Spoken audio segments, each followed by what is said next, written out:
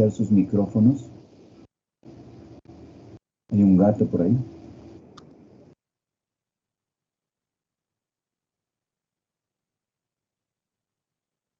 Y un gato o una gata, no sé. Vamos a hacer a todos. Y a partir de ahora no voy a admitir a las personas porque ya, igualmente, todas las clases les voy a pasar como les he pasado a Jay, 2 o 3, pero no me acuerdo si son 3 clases ya, pregrabadas. ¿Por qué? Porque de ahí son los, digamos, todos las preguntas van a estar de ahí, básicamente. Es lo más importante. ¿De dónde saco? Habitualmente en libros básicos, pero no estamos en colegio, ¿no? Estamos en la universidad y habitualmente todo esto se saca de actualizaciones que personalmente lo hago, ¿no? De guías, etcétera. Tal vez no está en las últimas actualizaciones de muchas cosas, ya les explicaré por qué. Pero bueno, empezamos a compartir. Y bien, las bronquiectasias. Y fíjense ustedes, ¿qué son las bronquiectasias? Son estas imágenes de dilataciones bronquiales. Si no se está compartiendo, les ruego que paren y dejen la perversidad y la estupidez para un lado, ¿sí? Porque son médicos. Pero igualmente estoy viendo últimamente médicos bastante, no tóxicos, sino con características estúpidas. Parte del problema, no de la solución.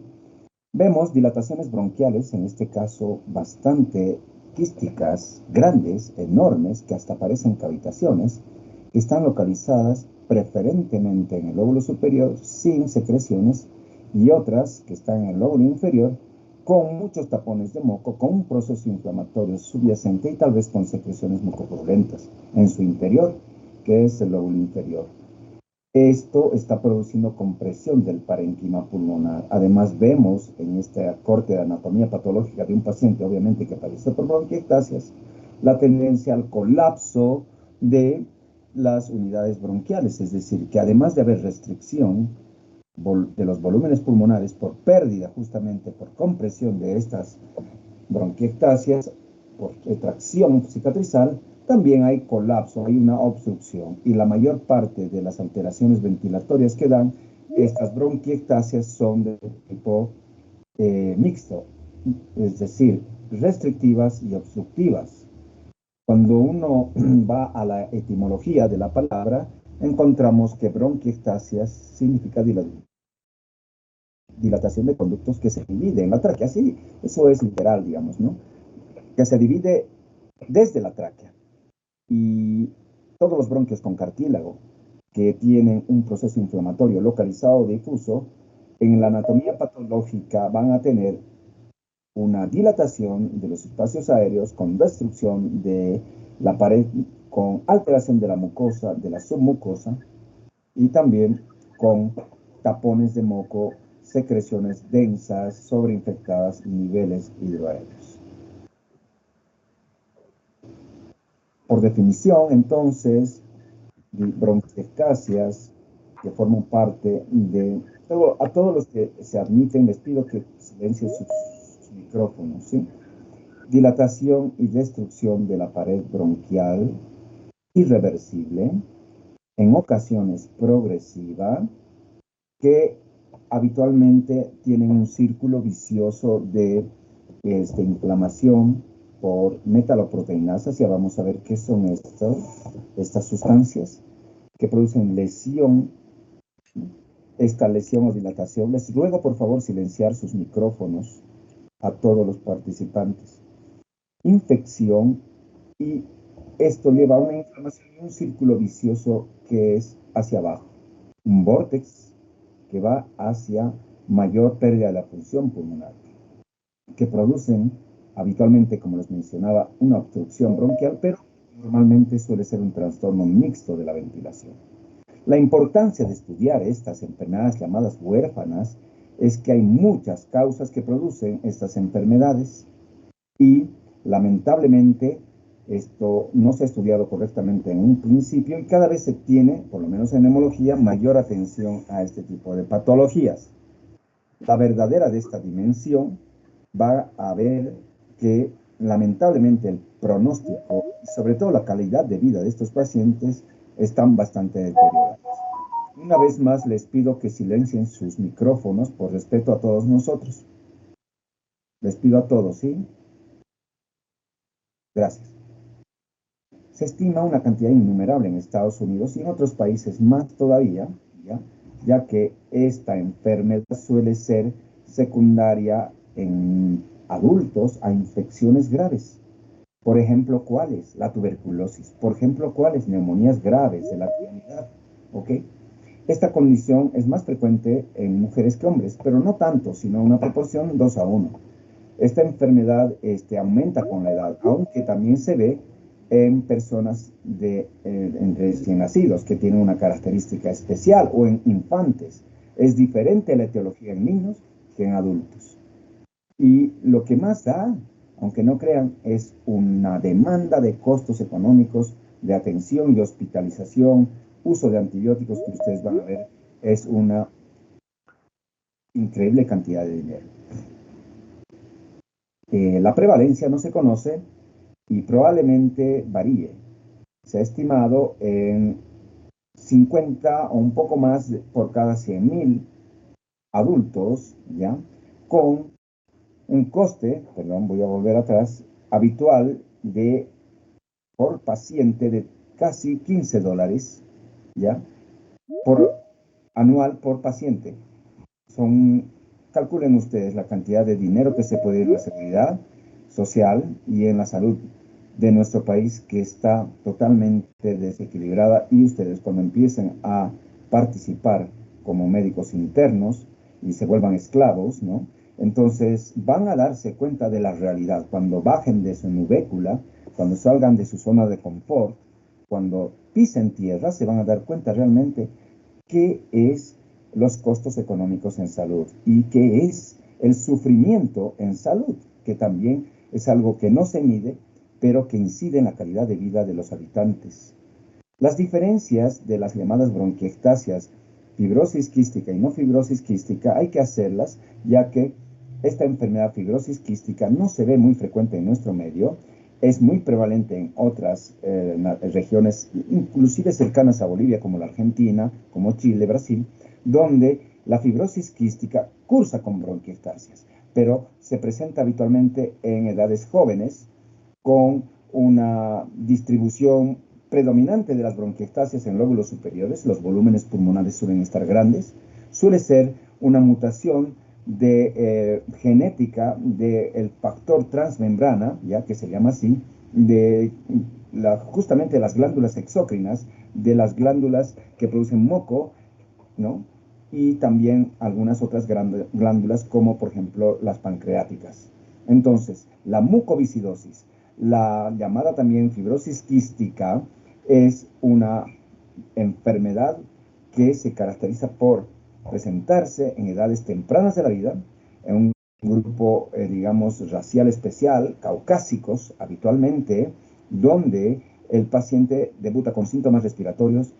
A veces empieza desde la infancia con problemas de ilio meconial, desde ahí empieza, y se va manifestando con tos crónica, muchas veces con insuficiencia pancreática, ya que las glándulas producen secreciones muy espesas, y entonces tenemos todo un síndrome de malabsorción asociado a bronquiectasias, donde tempranamente se aísla Pseudomonas aeruginosa. En el caso de las no FQ, que corresponden a todas las que vemos en nuestro medio, se presentan más bien en edades adultos mayores, generalmente en mujeres. Afecta predominantemente, más común, pero no siempre, lóbulos inferiores, según la causa. Son postinfecciosas, posttuberculosas en nuestro medio, y habitualmente son más frecuentes que la fibrosis quística. Hay una prueba que se llama el test del sudor, ¿ya? Que se mide justamente la sal, se podría decir, el nivel de sodio en la sudoración, y en la fibrosis quística es más de 60 equivalentes por litro. Sin embargo, no existe esta presencia de estos niveles en el test del sudor en el paciente con bronquiectasias no FQ, se llama, no fibrosis quística. Estos pacientes suelen tener pseudomonas, pero muy tardíamente, y generalmente empiezan con hemófilus, moraxella, streptococo, neumonía o estafilococo, y después aparece la pseudomonas. Causas. Las bronquiectasias tienen múltiples causas y en esta tabla de Farreras y en la tabla de la CEPAR, de la Sociedad Española, publicadas en los archivos de bronconeumología, va a depender de la edad de presentación. Si nosotros vemos al lado izquierdo, las causas postinfecciosas son las más frecuentes, ¿no? Micobacterias, neumonías graves, necrotizantes, obstrucciones bronquiales intrínsecas y extrínsecas. Esto produce bronquiectasias localizadas. Y en niños es más frecuente las inmunodeficiencias. Inmunodeficiencias primarias o secundarias. Primarias, déficit de anticuerpos. Hay muchos. Hay inmunodeficiencias específicas y combinadas, ¿ya? Hay alteraciones de inmunodeficiencia secundaria a fármacos, a quimioterapia, a neoplasia, inclusive a VIH. Y también tendríamos las alteraciones del clearance mucociliar que tanto se habla, donde hay alteraciones en la estructura, en la ultra microestructura de los cilios y se presenta la llamada DCP, disquinesia ciliar primaria, y tiene varias, digamos, connotaciones, como el síndrome de Young, y posteriormente hay otras causas menos frecuentes asociadas a otras enfermedades sistémicas, como también localizadas. Eso serían las múltiples causas de etiología de las bronquiectasias. Pero tienen que saber que aún los centros más importantes donde se estudian bronquiectasias, hasta un cuarto a la mitad de los pacientes no se puede determinar las causas.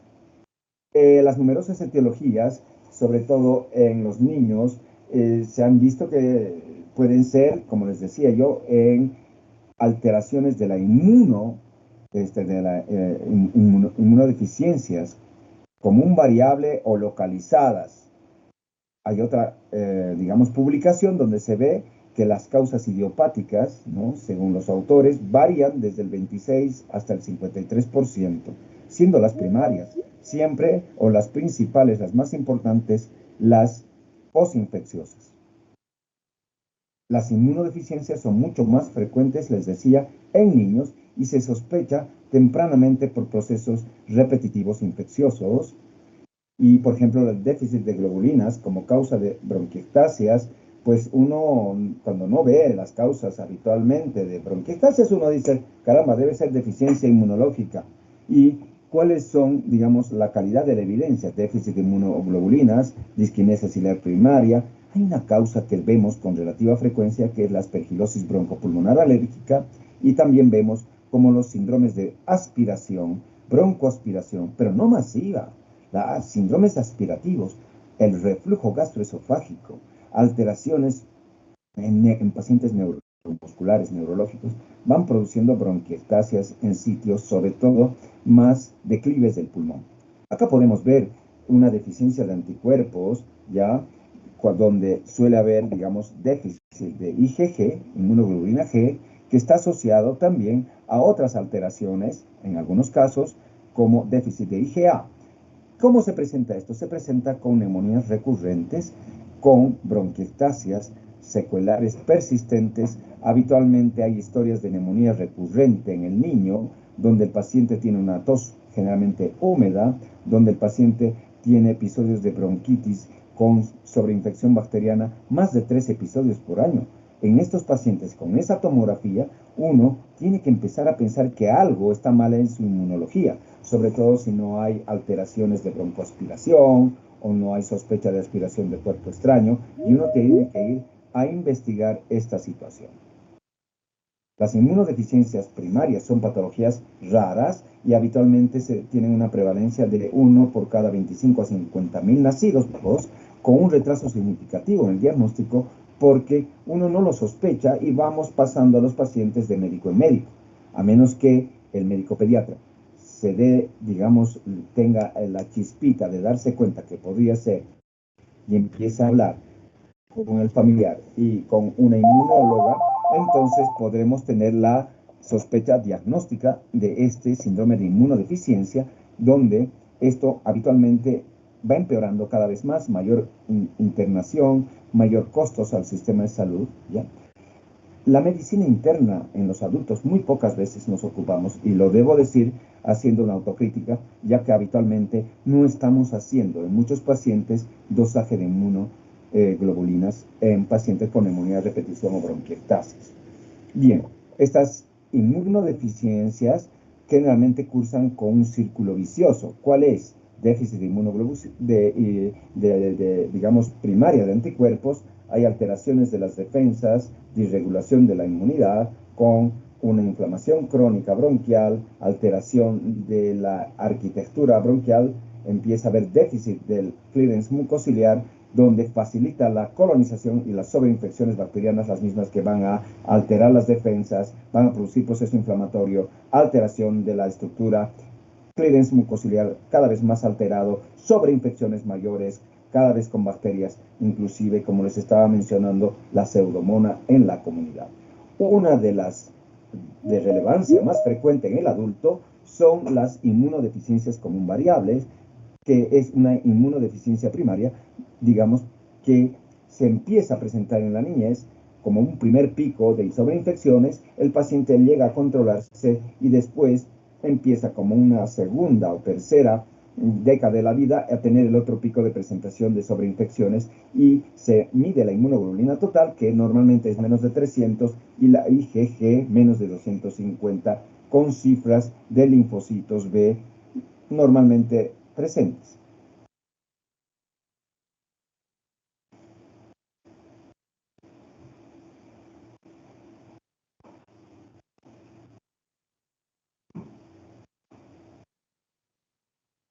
La DSP, disquinesia ciliar primaria, es una enfermedad genética autosómica recesiva de tipo heterogéneo, donde uno por cada 10.000 a 30.000 nacidos vivos puede tener esta disquinesia, que ustedes van a ver que son múltiples a las alteraciones de esto que tienen a la derecha, que son, digamos, los cilios en un corte de ultramicroscopía electrónica, y vemos los 9 pares de microtúbulos periféricos, ¿ya? Con dos centrales unidos por brazos, ¿no? Estos brazos habitualmente están unidos por proteínas, son brazos de proteínas, ¿ya? Y toda esta conformación del cilio tiene un porqué, porque tiene que tener conexión, sobre todo a nivel de la base de los cilios, a nivel de la superficie de la célula, conectados con canales de calcio que tienen que tener la capacidad de tener mucha energía para un batimiento, para un movimiento unidireccional, digamos, de latigazo, se podría decir, que propulse el moco desde la profundidad hasta la periferia, siendo el mecanismo más importante para prevenir infecciones, para prevenir que haya impurezas contaminantes en el espacio alveolar.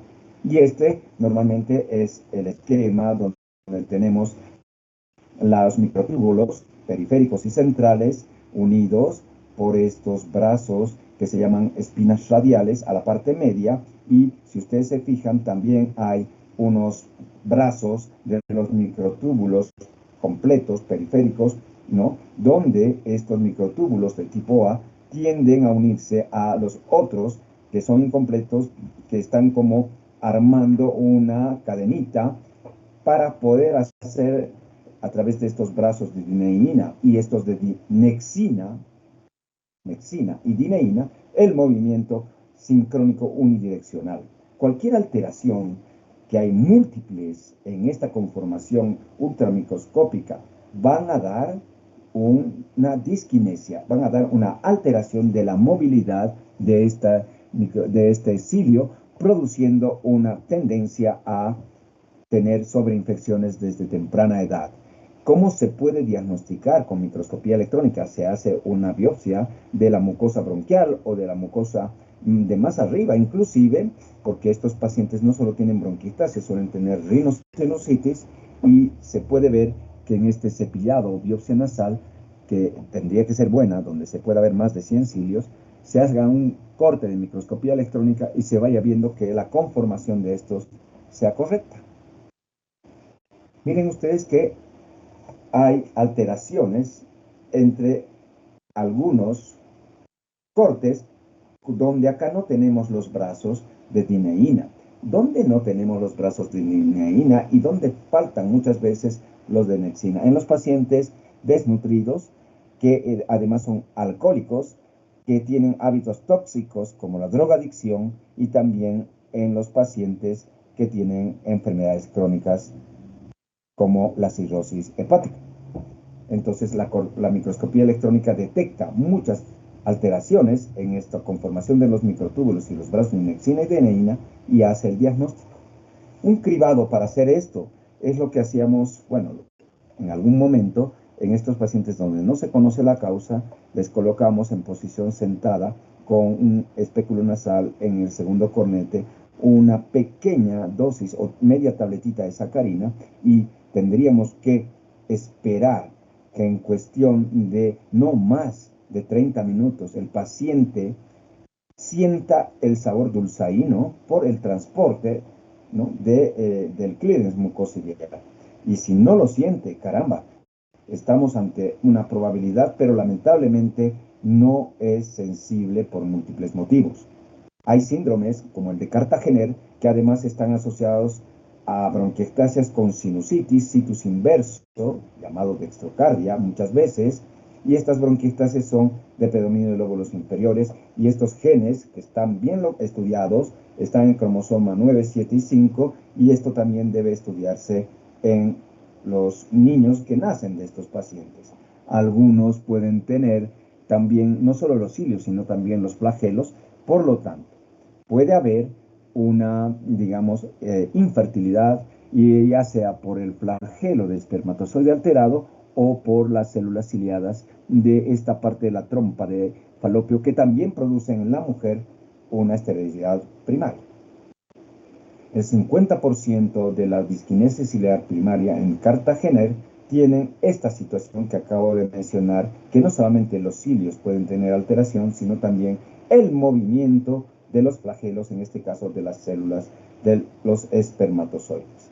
Y podemos ver acá el síndrome de Cartagener con dextrocardia, ok, en realidad parece ser situs inversos, acá porque también el hígado está al otro lado, bronquiectasias vivasales, rinosinusitis a repetición. Y una pequeña diferencia entre lo que podemos hacer de un síndrome de disquinesia ciliar primaria, fibrosis quística y síndrome de Young, donde en todos hay bronquiectasias, donde el movimiento anormal de los cilios está presente en la DCP, donde hay alteraciones epididimarias en el síndrome de Young, a veces en la fibrosis quística, pero no en el DCP. El espermograma suele tener espermatozoides inmóviles en la disquinesia ciliar y hay azoospermia en la síndrome de Young y fibrosis quística, y el test del sudor está alterado solamente en la fibrosis quística. La ABPA, aspergilosis broncopulmonar alérgica, es una causa de tipo más bien alérgica a esporas de hongo Aspergillus, uno más de la presentación del espectro de síndromes de aspergilosis, que se presenta por tener tapones de moco. ¿Qué llaman los neumólogos cuando hacemos broncoscopía y aspiramos estos tapones de moco? Llamamos plug mucus killer, es decir, el moco asesino. Muchos pacientes han muerto por tener asfixia por estos tapones de moco, que es una reacción de hipersensibilidad al aspergillus que produce normalmente bronquiectasias centrales a lo largo de la evolución con asma de difícil control. Es una causa también de bronquiectasias. Hay criterios diagnósticos para aspergilosis broncopulmonar alérgica, donde tiene que documentarse la sensibilización al hongo por test, habitualmente prick test, positivo Aspergillus, o un dosaje de inmunoglobulina E específica para Aspergillus positiva, o una elevación de la inmunoglobulina E total más de 1000, muy alta, con serologías positivas para Aspergillus, habitualmente cambios imagenológicos presentes, bronquiectasias centrales, como ustedes están viendo acá, estas dilataciones bronquiales visualizables en los cortes de este tipo coronal, central, iliofugal, que muchas veces cursan, como estoy mostrando en el puntero, estos impactos mucoides en V invertida o Y, que son simple y llanamente tapones de moco. La patogenia de las bronquiectasias en líneas generales, entonces, tenemos este clásico ejemplo, y vamos a ver otros de los llamados círculos viciosos, donde una cosa lleva a la otra.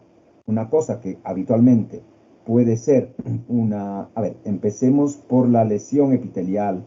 Esta lesión epitelial puede disminuir el clínex mucociliar impactos o tapones de moco que van a producir lesión de la vía aérea, dilatación bronquial, alteración de la estructura del bronquio, que va a llevar a sobreinfecciones con productos bacterianos, va a llevar a inflamación neutrofílica y también linfocitaria, va a haber proteinasas, va a haber una serie de citoquinas que van a dañar más el epitelio bronquial, que va a jugar un movimiento unidireccional a ir empeorando con lo que llamaban un vórtice hacia abajo. ¿Y cuáles son las bacterias habitualmente más frecuentes en no FQ? El Haemophilus influenza. También puede haber Pseudomonas aeruginosa en patología avanzada.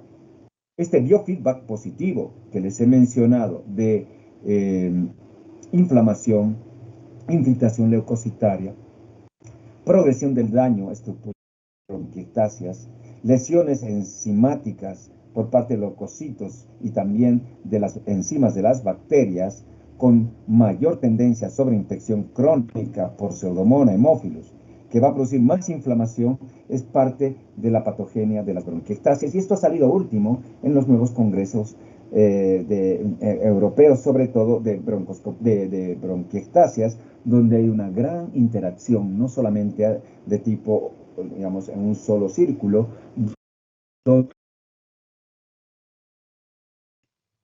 mayor tendencia sobre infecciones, mayor alteración de la disfunción epitelial, del clearance mucociliar, mayor inflamación. La inflamación, por ende, también, esta inflamación mixta, va a producir mayor destrucción pulmonar, va a producir mayor tendencia a la colonización crónica de bacterias, con también mayor tendencia al clearance mucociliar. Por lo tanto, también esto que llamamos alteración del epitelio, con hipersecreción de moco, disfunción mucociliar, y es una interrelación permanente de potenciación de esta patogénesis de disfunción de vía aérea, inflamación, daño estructural y sobreinfecciones crónicas y sobreinfecciones bacterianas agudas. Las bronquiectasias tienen una clínica que se presenta habitualmente con tos crónica, pero esta tos crónica no es así nomás, es una tos productiva. Tiene lo que llamamos la primera clase broncorrea, una broncorrea que suele ser medida, suele ser a veces crónica y por momentos intermitente o persistente en casos severos. Se asocia, según la extensión, a disnea. Muchas de estas cursan con algo muy frecuente que son los hemoptoicos o las hemoptisis. De hecho, una de las causas más frecuentes de hemoptisis, pregunta de examen, es las bronquiectasias y las neumonías. Por si acaso, no es la tuberculosis. Repito, pregunta de examen, más del 50% se equivocan. Suele tener, en el caso de la disquinesia ciliar primaria, datos de sinusitis y otros síntomas de acuerdo a la presentación del síndrome raro, que son las Cartagener-Jung o fibrosis quística del adulto, que muy pocas veces hemos visto en nuestro medio. En enfermedades avanzadas, el paciente está con insuficiencia respiratoria crónica, suele haber alteración ventilatoria severa, mixta, habitualmente obstructiva o mixta, y suelen auscultarse crépitos de tipo velcro en ambos campos pulmonares o donde más esté afectado, acropaquias, ¿okay? Desnutrición, y aquí tenemos otra publicación donde se menciona lo mismo básicamente, y el abordaje de estas bronquiectasias tiene que ir en base a clínica, a infecciones repetitivas, hemoptisis a repetición, broncorrea purulenta. ¿Qué tienes que hacer? Radiografía, sospechas bronquiectasias. Es muy poco lo que puede decir una placa en la bronquiectasis, pero si las sospechas, tienes que pedir un TAC de alta resolución de tórax. Tienes que pedir, como se ve acá, estas bronquiectasias quísticas en campo pulmonar, lóbulo inferior derecho. Tienes que pedir cultivo del esputo para buscar todo, bacterias, microbacterias. Les pido por favor cierren su micrófono. Funcional respiratorio, que incluye una espirometría, volúmenes pulmonares, difusión, laboratorios que van desde una química normal hasta alteraciones, como les decía. Solemos fallar en no pedir inmunoglobulinas, pero se debe pedir. Y siempre, pero siempre, tenemos que sospechar la posibilidad no de tuberculosis, porque generalmente esto ya cursó con tuberculosis en nuestro medio. Tienes que pedir cultivo para micobacterias atípicas. La historia clínica, todo esto se tiene que preguntar enfermedades asociadas sobre todo de tejido colágeno. Tienes que preguntar desde cuándo tiene la tos, qué médicos lo vio, qué enfermedades virales pueden producir bronquiectasias. Bueno, enfermedades virales, desde la tosferina, que no es viral, les hablaba yo de la Bordetella pertussis, pero hay un virus que molesta mucho cuando da, que es el adenovirus, y que tenemos que estar pesquisándolo permanentemente en cualquier, digamos, mes del año. Después tenemos que ir viendo también la posibilidad de aspiración crónica, ¿ya? El síndrome de uñas amarillas, que es rarísimo y que también se puede presentar, ya lo veremos si da tiempo. Sospecha de inmunodeficiencia, pídele. Y tienes que pedir toda esta gama de estudios de acuerdo a la edad de presentación y a tu sospecha diagnóstica. Ojo, tenemos que pensar cuando no ves nada en estas causas relativamente raras: inmunodeficiencia, reflujo gastroesofágico sin síntomas digestivos, ABP, aspergilosis broncopulmonar, micobacteriosis no tuberculosas, fibrosis quística, disquinesia ciliar primaria y el déficit de alfa-1 antitipsina. ¿Cómo se clasifican las bronquiectasias? No la causa, sino la bronquiectasia se clasifica si son difusas o si son localizadas, ¿no? Acá ves una serie de bronquiectasias bilaterales extensas, y acá tienes en el lóbulo inferior izquierdo. Antes se hacía la broncografía con material, se insertaba transglóticamente un catéter en radiografía y se insertaba un contraste que se llamaba IPAC, que ya no llega más a nuestro medio. El bario es difícil colocar acá porque produce una neumonitis, un broncoespasmo severo, ¿ya? Y en este caso vemos cómo en el lado izquierdo la ramificación bronquial es correcta. Sin embargo, en el lado derecho, cuando se coloca el contraste, hay sáculos de bronquiectasias que están presentes en todo el lóbulo medio derecho, siendo así que no se veía en la radiografía. La radiografía es muy pobre para detectar bronquiectasias. Y según este estudio de, digamos, broncografía, que se llamaba antes, se clasificó, pero miren desde cuándo atrás. 1950 Reid clasificó en bronquiectasias varicosas, cilíndricas, quísticas o saculares, que no es nada más que algo morfológico y que no se ha visto que tenga mucha utilidad, ya sea quística, varicosa o arrosariada, como quieras. La tomografía muestra esto, ¿no? Dilataciones bronquiales con o sin nivel, que pueden dar imágenes en forma de racimo, en forma de nido de palomas, algunos llaman, ya iremos viendo, que son opacidades de diferente morfología y que son dilataciones que se pueden clasificar, y ya lo veremos cómo. ¿Cómo se clasifican? Con signos directos y signos indirectos. Los más importantes, la dilatación bronquial, que cursa con anormalidades del contorno bronquial, que cursa con el signo en anillo de sello.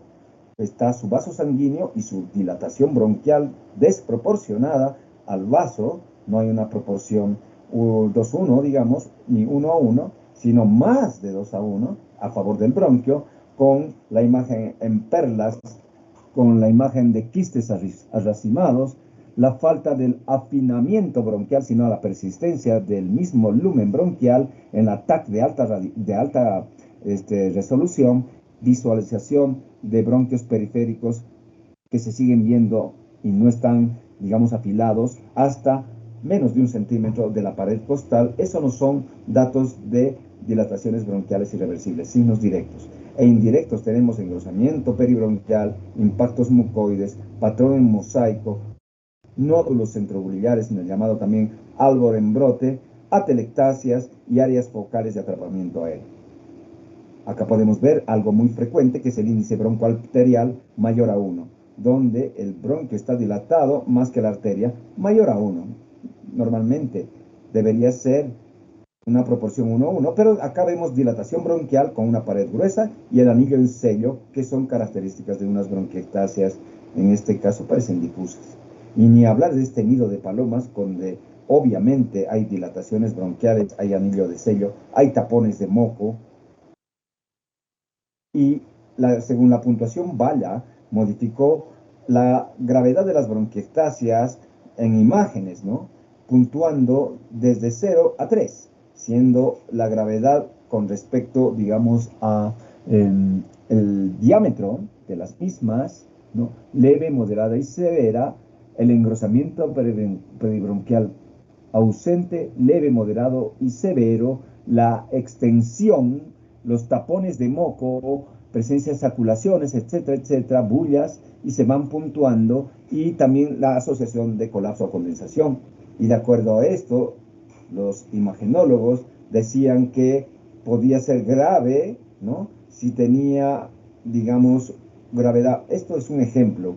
Gravedad 1, engrosamiento 1, acá en esta imagen, y colapso subsegmentario 1. Entonces, 3 puntos, según esto, no es grave, o se pone un puntaje que no tiene mayor relevancia en la actualidad, y ya vamos a ver qué importa. Importa también saber la microbiología, hacer un cultivo de esputo inducido, de lavado bronquial o lavado broncoalveolar, para ver qué bacterias están colonizando o están infectando, porque una cosa es colonización y otra cosa es infección. Una cosa es tener Streptococcus pneumoniae y Staphylococcus aureus, y otra cosa es tener gram negativos, sobre todo Pseudomonas aeruginosa. Buscar siempre micobacterias atípicas, y hay algo que vamos a hablar que son los biofilms. Los biofilms son unas estructuras como un exoesqueleto que se permite en el lumen de los bronquios dilatados. Es como una red que atrapa y hace de que las bacterias, sobre todo gram negativas, sean difícilmente radicables de este exoesqueleto. Se llama biofilm, que se va generando dentro de las dilataciones bronquiales. Acá podemos ver una, digamos, publicación que muestra en bronquiectasias cuál es la incidencia de hemófilos, Pseudomonas, Moraxella, Streptopneumoniae, Staphylo. Y nosotros vamos viendo que es variable, que a un principio suelen ser, cuando las bronquiectasias no son muy avanzadas, pueden estar gram positivos, gérmenes habituales, y después aparecen los gram negativos. Estos son los biofilms a los cuales me interesa que sepan que existe en las bronquiectasias. Son esta matriz de exopolisacáridos adheridos a una superficie inerte, o en este caso a un tejido vivo, que van atrapando, van cada vez más colonizando bacterias, y van atrapando, como les decía, adhiriendo, proliferando y madurando, y produciendo las bacterias, digamos, un retraso en la penetración, sobre todo de los antibióticos. Entonces, ahí estamos, ¿no? Cuán difícil es erradicar crónicamente por esta matriz bien estructurada, esta, este exoesqueleto de el biofilm en bronquiectasias, ¿no? Y lo que se tratan habitualmente son las sobreinfecciones intermitentes. Y tenemos estos conceptos: colonización bronquial inicial, primer cultivo positivo de una bronquiectasia; colonización bronquial intermitente, cultivos positivos al menos con un mes de diferencia en pacientes estables. Normalmente yo les hago un seguimiento. Colonización crónica, cuando 3 o más cultivos ya están presentes en menos de 6 meses en muestras separadas, por lo menos un mes inicial. Muchos de nuestros pacientes tienen colonización bronquial crónica con 3 o más cultivos y quieren ser sometidos a una cirugía de vía biliar, por ejemplo. Y cuando ven nuestros anestesiólogos Pseudomonas aeruginosa, sale un grito de soprano: ¡Uah! ¿Qué hay? Pseudomonas va a contaminar. Obvio, porque esta bacteria es colonizadora. Puede contaminarte. Vas a contraindicar la cirugía. Lo hacen con el mayor desparpajo posible, sin hablar, y en vez de programar a última hora de cirugía, hacen sentir culpable a los pacientes por tener esta bacteria, que no la tienen porque les da la gana. Por favor, este es un concepto que quiero que se lleven a la cabeza, y cuando les toque ver, cuando roten cirugía de esto, nada más hagan un movimiento de pobrecitos, los que no saben y los que empiezan a hacer cosas raras por el desconocimiento. ¿Qué se llama eso? Ignorancia supina. En medicina existe, absolutamente. ¿Qué más existe en medicina? El síndrome del producto terminado. Y voy a empezar a hablar de muchos síndromes de que no quiero hablar, que siempre les hablo a mis alumnos que hacen rotación conmigo perennemente. La infección, sin embargo, de bronquial es obviamente cuando esta sobrepoblación bacteriana está produciendo una respuesta inflamatoria con síntomas. Entonces, estos conceptos son importantes. ¿Qué deberíamos proponer? Erradicar la bacteria. Es el target. ¿Y qué significa erradicar la bacteria? Significa la ausencia de cultivos positivos del microorganismo en 3 cultivos separados, entre ellos como mínimos de un mes, durante 6 meses. Si durante 6 meses le he hecho 3 cultivos separados por un mes y no tiene bacterias, he erradicado la bacteria. Eso es, caramba, disculpen todos, pero es como erradicar la coca excedentaria del chapare. Es un sueño que es una quimera. ¿Y cómo evaluamos la severidad de la enfermedad? ¿Cómo evaluamos al paciente que hay con sobreinfección de bronquiectasias? Es por la cantidad de broncorrea que expectora en 24 horas. Le pedimos muchas veces, tráigame en esto lo que está botando las últimas 24 horas, el número de exacerbaciones o el número de hospitalizaciones o el número de antibióticos que los colegas han dado por X o Z motivo, ¿no? En forma muy alegre muchas veces, niveles de metaloproteinases en esputo que no se hace en nuestro medio, pero se puede pedir la tinción de Gram. Y voy a preguntar a todos ustedes, y voy a permitirme dar un break, ¿qué es o cómo se mide la posibilidad de en una tinción de Gram de que una muestra está infectada? Esto les pregunto, ¿saben por qué? Porque va a salir en el examen, porque deben saber qué es colonización y qué es sobreinfección, para que no se vuelvan disparo fácil, para que no anden en bandolera dando antibióticos a enfermedades virales o a pacientes colonizados. A ver, ¿quién es el genio?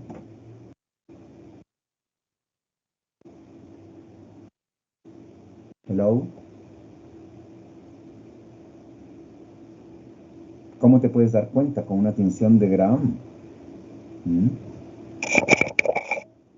Te puedes dar cuenta porque tienes en una tinción de Gram, normalmente los doctores ven un aumento de 100, 10 campos, y ahí contabilizan el número de leucocitos y de células epiteliales descamativas de la vía aérea. Si tiene menos de 10 células epiteliales de la vía aérea, es una muestra de vía aérea inferior, no es de aquí arriba nomás, ¿no? Porque tiene que ser un epitelio certificado cilíndrico ciliado. Pero, y sobre todo, si tiene más de 25 leucocitos polimorfonucleares por campo, en los 10 campos a un aumento de 100, esa muestra está inflamada, está infectada. Por lo tanto, esa tinción de Gram que correlaciona con ese cultivo que dice que tiene un Acinetobacter o tiene una pseudomonas, caramba, está con datos de infección. Además, si está produciendo un síndrome inflamatorio, si tiene fiebre, si tiene expectación mucopurulenta, si tiene leucocitosis, si tiene broncorrea purulenta, ese paciente debes tratar en la bronquiectasia porque es una exacerbación aguda. Pregunta que tiene que tener una claridad meridiana. No puede haber que no, que sí. ¿Por qué? Porque realmente es parte de mi trabajo darles este tipo de, digamos, normas taxativas, porque están abusando, están haciendo mala medicina. ¿Y saben qué? Nadie les está diciendo nada. Ya va a llegar un código penal cuando realmente haya verdadera ley en nuestro medio, cuando haya justicia, y ahí van a estar fregados. Y me encantaría realmente porque no se está haciendo buena medicina en Cochabamba. Continúo. Voy a seguir presentando y me voy a esto. Escala de purulencia inclusive se puede ver. Entonces yo veo acá una escala mucoide, hemoptoico, un muco purulento denso o salival en un esputo inducido, ¿no? Y veo cómo trae, este es un paciente, digamos, ¿no? Que tráigame la expectoración de 24 horas, me trae esto. A veces trae mucho más, ¿no? Y se podría medir, digamos, aspectos o biomarcadores inflamatorios, inclusive en el moco o en la sangre, pero es muy poco frecuente que hagamos esto. Con que tengamos una proteína C reactiva elevada, ya nos damos cuenta que es un proceso inflamatorio que normalmente en este tipo de bronquiectasias hay citoquinas proinflamatorias, hay factores de necrosis tumoral, hay IL-6, IL-8, ¿no? Y citoquinas IL-10 que suelen tener elevación, sobre todo la 8 y la 10. ¿Dónde está presente? En los lavados broncoalveolares y en la sangre de pacientes con sobreinfección de bronquiectasias. La inflamación va a producir injuria pulmonar y ustedes esta interrelación de esta patogenia tienen que estar presentes para evaluar la vía aérea. Y se pueden tomar muestras de hisopado, de esputo inducido, de esputo espontáneo, de esputo por lavado broncoalveolar, donde se van viendo la diferente sensibilidad y especificidad del aislamiento de una bacteria. Cuando tenemos Pseudomonas aeruginosa, no es de buen pronóstico, porque ya han visto, insisto, y esto siempre tienen que saber, los biofilms, mayor número de agudizaciones, mayor gravedad de las agudizaciones, peor calidad de vida, que es importante hablar de la calidad de vida, caballeros, que cada vez en nuestro medio está peor. ¿Por qué? Porque estamos conviviendo con la basura. Mayor volumen y purulencia del esputo, mayor deterioro de la función pulmonar, peor pronóstico de vida. Y tenemos una puntuación que ya no solamente es tomográfica, sino que tiene que ver todas las dimensiones, multidimensional, se llama el IFACET. El IFACET es una clasificación de severidad de la bronquiectasia, donde 0 a 3 puntos es leve, hasta 6 puntos es moderada y más de 7 puntos es grave. ¿Y de qué depende el IFACET? Exacerbaciones, número de exacerbaciones al año, más de 1, 2 puntos, no menos 0 puntos. El volumen expirado en el primer segundo. ¿Quién lo tiene que pedir? El neumólogo lo tiene que pedir. Piden los neumólogos muy poco. Per sub 1 hay que ver, y si está disminuido, bueno, se va puntuando. Igual la edad, 70 años o menos. La colonización, la extensión imagenológica, más número de lóbulos afectados, y la escala de disnea del Emerson Council. ¿No ve? Si tenemos 0 a 2, es 0 puntos. Pero si tenemos 3 a 4, son 1 punto. Y vamos puntuando. Y menos mal que tenemos esto, ¿no? ¿Qué es esto? Tenemos las calculadoras. Pero ¿qué yo veo en los hospitales? ¿Ustedes creen que veo esto en los hospitales? No. Esto no lo ven para trabajar sobre el paciente. Esto lo ven para exponer solamente los médicos. Solamente lo ven para exponer y pintearse. Pintearse es el ego, ¿no? También lo hago yo. Pero más importante que esto es el trabajo sobre el paciente. Les va a doler.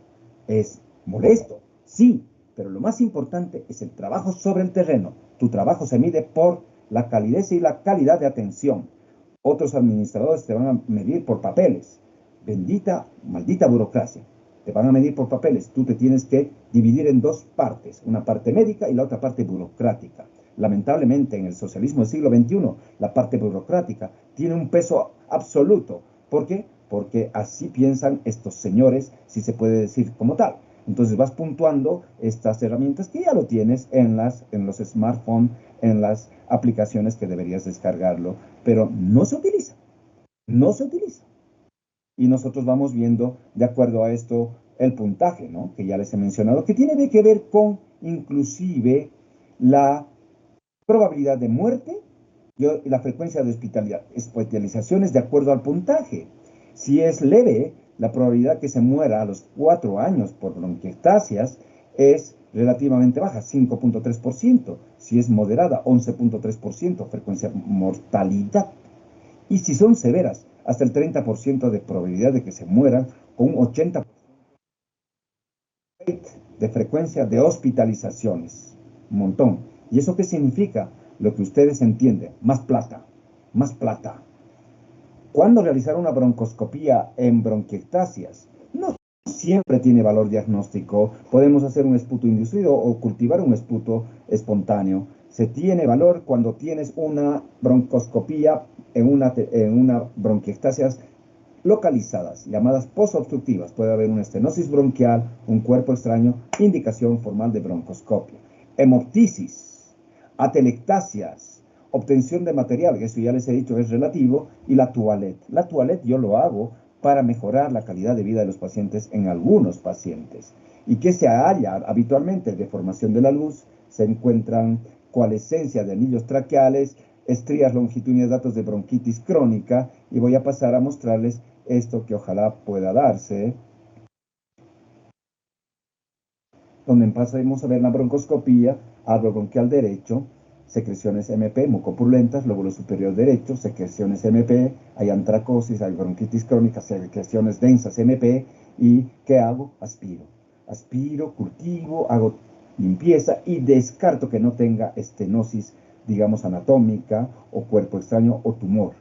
Hago la limpieza, sigo haciendo esto que ustedes ven que obstruye habitualmente, y esta era un paciente albañil con broncorrea purulenta que recibía antibióticos, tenía 4 años de evolución y tenía estas bronquiectasias quísticas en la língula y alguna que otra en el lóbulo medio derecho y otra acá quística en la língula. ¿Se hace? Sí, pero son para descartar, que no para tomar muestras, se hacen para descartar alteración estenótica, tumoral, etc. Lo que se ve son procesos inflamatorios, secreciones purulentas y algunas veces sangrado. ¿Y qué se aísla? Las bacterias, Pseudomonas, pueden aquí en 22%, hemófilos, estáfilo y a veces Mycobacterium, no tuberculosis. Objetivos del tratamiento son estas dos. Voy a curar, no, voy a controlar, mejorar la clínica y evitar la progresión de la enfermedad. Los objetivos del tratamiento, según este congreso que tuve la fortuna de asistir, vemos que además de mejorar la sobreinfección, hay que mejorar el clearance mucociliar. Hay equipos mecánicos que están ayudando a hacer el clearance mucociliar. También se puede hacer farmacológicamente. Y aquí viene el boom de la terapia antiinflamatoria.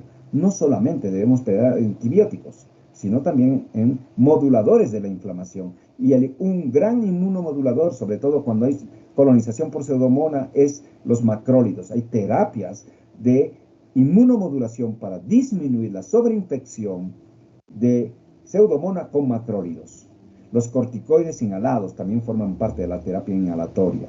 Ha aparecido nuevos fármacos. Los antibióticos, hay estrategias para utilizar antibióticos. No toda colonización se utiliza antibióticos. Solamente deberemos tratar las exacerbaciones que tienen su concepto con terapia endovenosa. Mientras tanto, la terapia inhalada, nebulizados, cápsulas inhalatorias de antibióticos o pautas cíclicas orales rotacionales de antibióticos forman parte de la terapia de tratar de decolonizar o disminuir la colonización en pacientes con bronquiectasias. Para digamos, interrelación, este modelo de interrelación tridimensional mejore.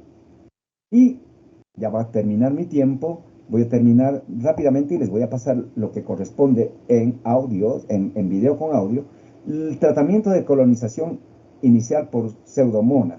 ¿Qué tengo que utilizar? Cipro.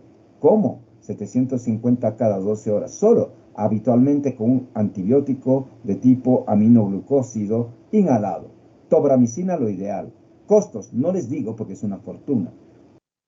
Colistina, el colistimetato de sodio, colistina, en inhalaciones cada 12 horas inhalado por 3 semanas. O otra alternativa es para tratar de erradicar, escuchen bien, hay una pauta hermosa, ¿no? De pautas de perfusión continua de aceptación.